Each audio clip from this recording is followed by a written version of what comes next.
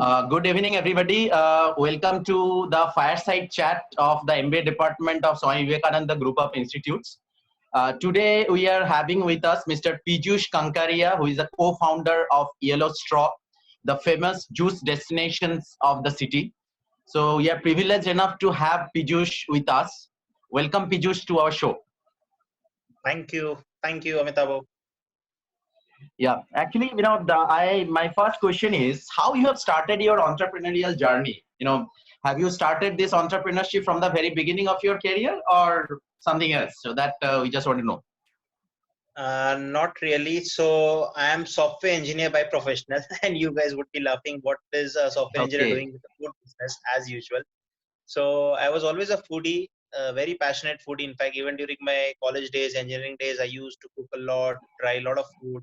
I was always excited when it comes to food. So I did my software engineering. I worked in Bangalore in a good MNC, very nice job, nice salary, everything. But somehow I was not content, to be honest. So I always had a dream of opening a fine dining restaurant at that time when I was in Bangalore, Mhm. apparently. But Okay. so I gave my resignation actually. I came back to Calcutta. It's my home city, so why not start here? And that's when I realized that okay, dream is fine, but in reality, when I actually sat on the drawing board, I realized that I need a lot of money to start a restaurant, Right. and I need real deep pockets to even survive 1 year, to be honest. So that's when True. I decided maybe I'll need some more savings. So I joined my family business of softwares again. I worked for 3 years with family business, had some savings, and Mhm. then with my partner Vikram, we both were actually passionate about food. He is more passionate about fitness. I was more passionate about food.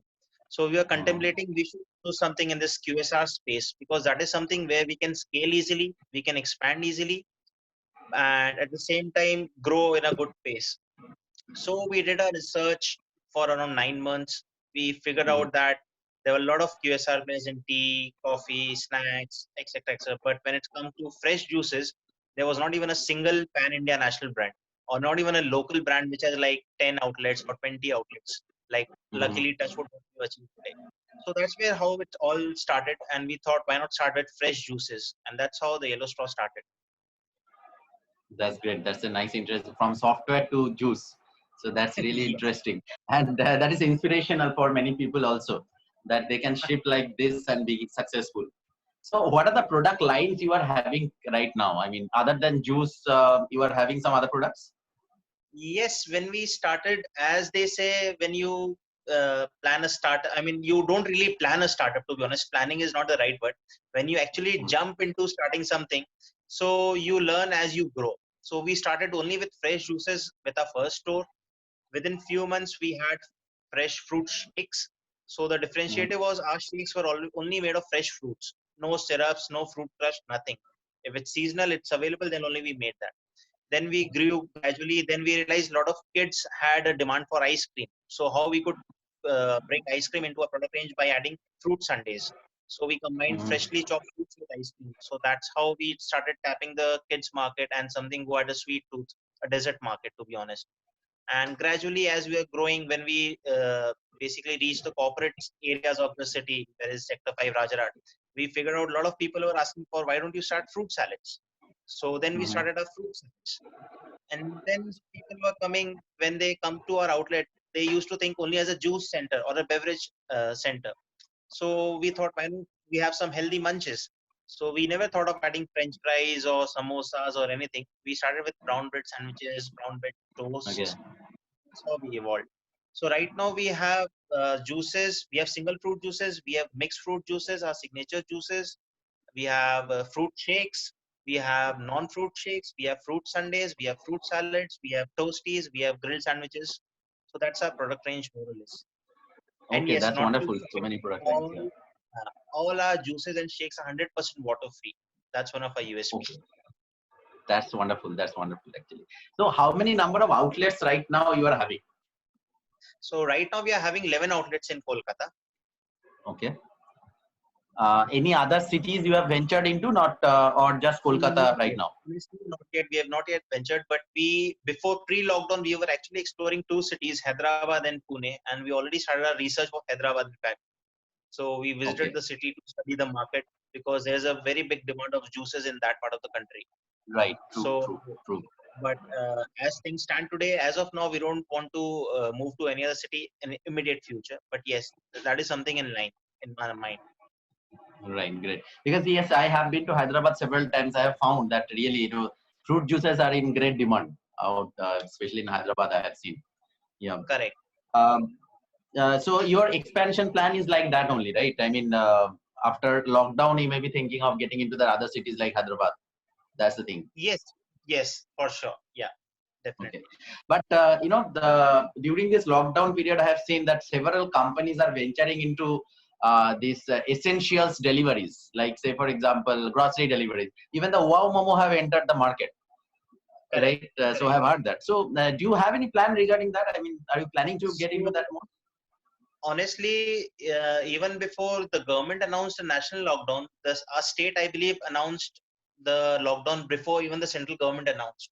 So the day the state announced, the very same day, we in fact dropped a message to both Swiggy and Zomato that we want to deliver fruits as an essential Hmm. commodity via your platforms. And that time they were like contemplating, we are not yet sure how we'll do this and do that. And the day central government announced the lockdown, the next day we got a message from both of them. We are starting a marketplace in grocery section. So why don't you start selling fruits? So that was like a good thing for us. It's a small pivot, small tweak for us. And luckily, since we were into food business for the past 5+ years, so we knew in and out of how to gauge the quality, the rates, and supply chain and the procurement, because that is the biggest challenge when it comes to perishable items. And still Right. now, if you'll see, there are hardly any players on grocery or marketplaces on Zomato, Swiggy who are actually dealing with perishable items. It's Right. very easy to manage the dry groceries because we know there's no question of damage and everything. But maintaining the freshness quotient, because when it comes to selling a fruit or a vegetable to a retail customer, it's a different ballgame. It's like even though Mhm. we know the banana peel has a black mark on the top, we know it's good from inside, but that you can't sell that banana to a customer. Right. So True. True. that's the sort of challenges we are Right. going through, learning, evolving. So luckily we started with 2 stores doing the fruits delivery. Now yesterday we started a 6th store doing the fruit Okay. deliveries. Okay. That's great. That's great. So how many number of employees right now you are having? So right now we have 50 plus employees in the organization. Okay. Yes, Great. but Great. currently the lockdown, we are right now working on a very limited employee strength. Mhm. Because many of them are at their native and many of them can't commute because public transport is still not on. Right. So very few of them are working for us, ensuring all possible hygienes and social distancing and all the possible norms. Yes. Right. So how everybody is talking about this lockdown and the COVID-19 affect the startup in a great manner actually.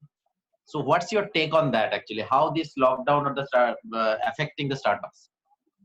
So honestly, nobody, forget about startups, not even the biggest of the biggest companies like Tatas or Birlas or Manis would have ever dreamt that such Mhm. a disease or such a pandemic could do, stop the entire business altogether, at least Right. for few days or few months. Nobody imagined. So Right. it was a big shock for them. So of course, you can imagine it would be a bigger shock for startups like us or any new age startup or anyone who has just started. But then what we have learned as a startup, the best thing is that every day is a new challenge for us, to be honest. Right. Whether there was COVID or no COVID, it's every day is a new challenge, fresh challenge for us. So the bigger the challenge, the bigger the mind starts working as to how to solve this challenge. So that's True. how, as I told you, the day it was announced by the state government, our mind started thinking how to, solve this particular problem. Of course, by selling fruits, we cannot generate as much revenues as we were generating by selling the juices or the core products. Right. But yes, at Right. least we are something, and we are trying, and we are learning in the process. For example, now we are planning to add vegetables in our portfolio as well, because we Mhm. see that also has a good demand. So it is definitely very challenging. But what I would recommend highly, not to get down, not to be bogged down by the situation, because every Mhm. situation comes with its own set of challenges, and it definitely teaches you something or the other. It's not necessary that you get a solution or not, but you have to keep trying. You have to figure out. You have to create a new model, tweak your model, pivot, do some new pivots. This is the best time to test something new, honestly. Right. True. True. That's a nice explanation. So I, as I've, as we are representing one educational institute, so there are a lot of, MBA or the BTech students are there. They want to start their own ventures, right? So Oh. what would be your suggestion towards them? I mean, how they should go about to start their own ventures? So my first and foremost point is always, I mean, just go for it. Mhm. I believe 90 or 95% of people just think about it rather than actually jumping into your venture. So that's the first Right. biggest hurdle we all face. Just jump into it. Don't worry about the success or the failure, because the moment you start thinking or you start gauging the success or the failure ratio, I mean, you'll just procrastinate or delay the day you actually start. So the first thing is just jump into it. Second thing is very important.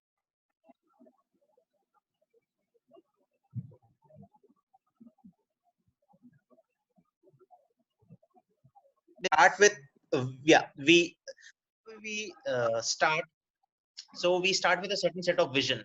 So we should ensure that our focus is not, I mean, deviated, because you'll feel a lot of problems, a lot of challenges. It's very easy to deviate from your exact, I mean, the focus from where you started.